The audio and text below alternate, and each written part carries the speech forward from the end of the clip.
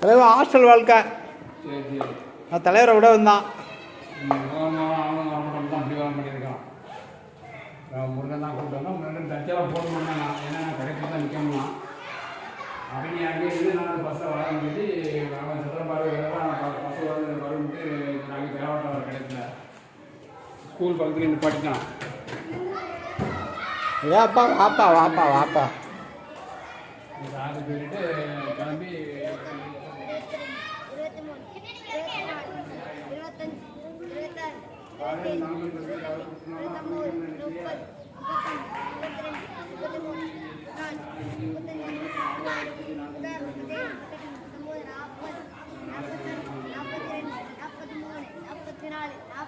அப்படி பஸ் போயிட்டு வந்துட்டு தான் 3 பேர் தங்கிட்டு காலையில் இருந்துச்சு உடனே வராண்டிதான்.